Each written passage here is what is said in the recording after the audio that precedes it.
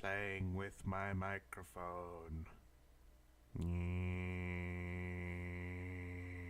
Hello, everybody, and welcome to Monster Monday. I'm a little sniffly, but hopefully it'll be okay. I don't know what it is. After I cleaned my room, for some reason, my allergies haven't stopped bugging me. You'd think it would be the other way around. My allergies are just they don't know what they're doing. They're drunk and need to go home. They get worse when it rains, even though that shouldn't be the case. I mean, unless I'm allergic to funguses, which I'm not. It's just. And no allergy medicine works, ever. I used up the last of it trying to, make this go away. It didn't work. I tried the nasal sprays. Those never work. I don't. Look, man. Life shouldn't be so complicated. Welcome to Monster Monday. Today we're going to be talking about goblins. Now, we talked a little bit about goblins last week. We talked about how they sort of have the same origins as kobolds,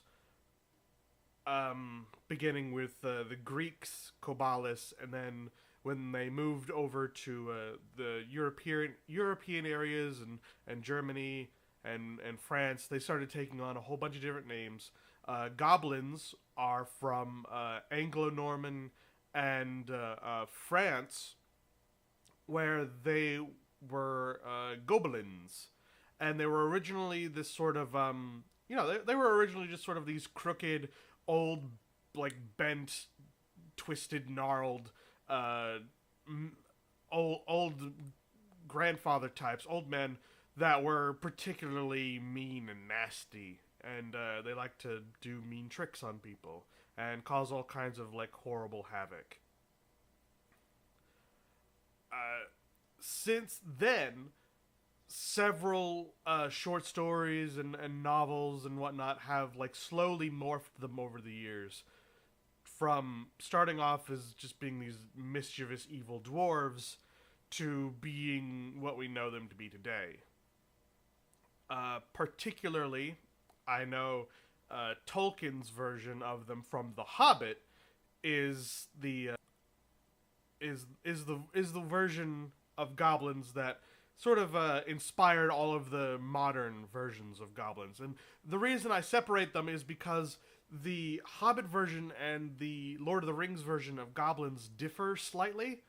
The Hobbit was always meant to be a children's book, and as such, even the villains are a little bit more bumbling and a little bit less competent than usual. In The Hobbit, goblins are one of the major antagonists, and they're sort of seen as, they're sort of seen as being, they're humanoid, they're somewhere between the height of a dwarf and a human, but they're bent and gnarled and twisted. They're sadistic, they're mean, but they're also sort of bumbling and mischievous. They like to have fun, and they like to mess with things and have them break and laugh at people when bad things happen to them. So they like to play and have fun as well. That's the Hobbit version. In Lord of the Rings, Tolkien decided to sort of wash that part out, and he just sort of made them less dangerous orcs. I mean, they're basically just as mean, just as sadistic, just as nasty, but they're not nearly as dangerous for whatever reason.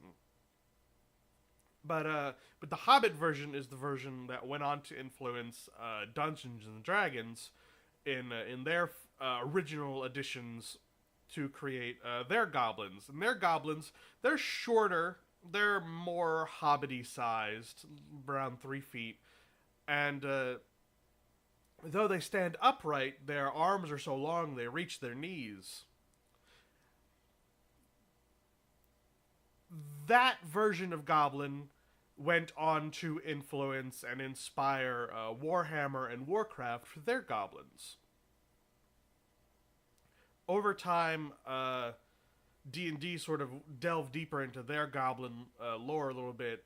Their goblins are still mean and nasty and sadistic, but they're neutral evil. They have an agenda, and they don't mind bending their own rules a little bit if it gets them to further their goal. They don't mind helping out the players if it means that their own goals are furthered. They are more likely to be evil than be neutral. So you might have lawful goblins or chaotic goblins in that genre versus kobolds, which are more likely to be lawful than evil. So you can have good kobolds versus goblins will always look after themselves first. They're always evil. They don't really care about others at all. I will note Pathfinder goblins and Dungeons and Dragons goblins differ wildly. Pathfinder goblins, I actually like them a little bit more. They're much more chaotic and a little bit crazy. They have irrational fears and they're more like just not so crazy bonkers. They're so much fun. They have an irrational fear of writing. They think that writing down words steals them from your head, and it's a banishable offense. They like to play around with pigs and dance in mud. They like to set off fireworks. One of their religious rituals is actually just to sit out in the middle of the night in a bog and just scream as loud as they can and see who can scream the loudest. And they sort of forget what they're doing, and it turns into a game. Like, they're so much fun because they're just so stupid and incompetent mixed in with crazy and insane that it becomes really fun to play with them.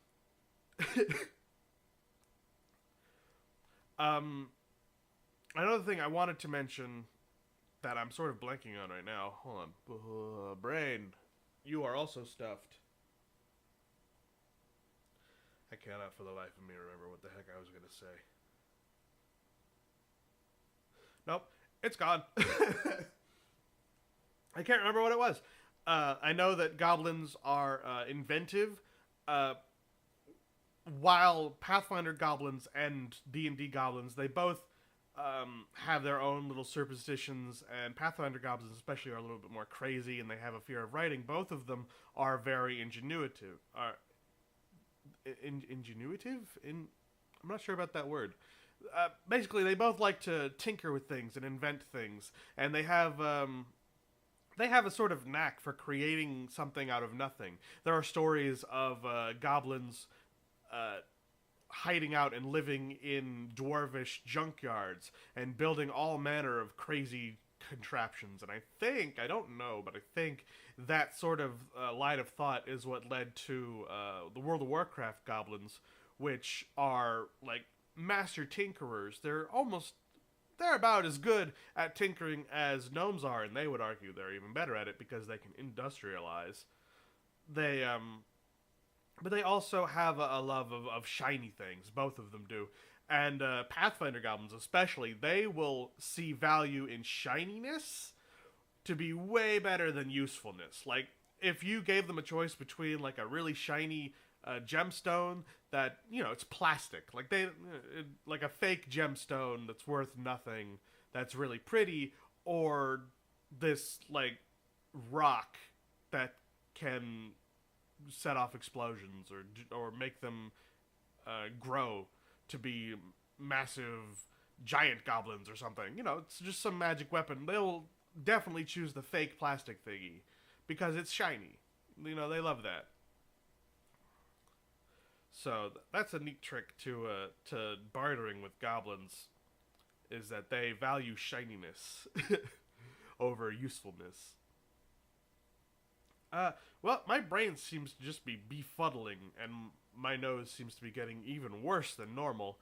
So I'm going to go ahead and cut it off here and let this be a short episode. I will see you guys tomorrow. Hopefully my allergies will be okay. Bye, everybody. I remember what I was going to say.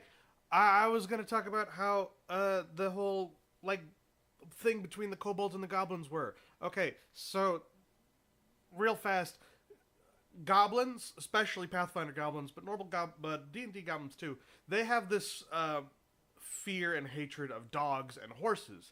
With the reason being, dogs and horses hate them back. They love to chase them, and Horses like to stomp on them. So goblins are like, nah, we don't like them either. So we're afraid of them if we can't kill them. But if we can kill them, then we're gonna kill them and we're gonna show it off. They go so far as to even call their like favored weapons, which are basically just long knives akin to like butcher knives. They call them dog slicers because that's how much they don't like dogs.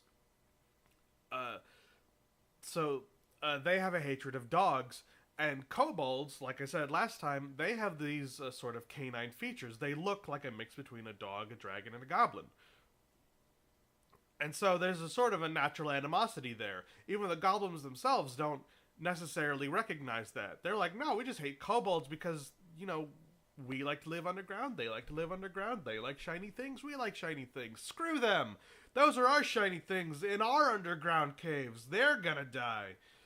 But they do sometimes begrudgingly work together, and even when they're working together, they hate each other. And, while a kobold will stay loyal to a goblin warrior if they're forced to work together, a goblin, on the other hand, is not nearly so loyal, and a goblin will turn on a kobold. So another neat trick for any D&D players, if you're ever in a situation where kobolds and goblins are working together and you don't think you can take them all on, try to go to the goblins and bribe them with shiny things, because they might turn on the kobolds. Okay, that's where my brain wanted me to go with that, so I'm gonna go bye. Bye. Bye. I'm gonna go bye.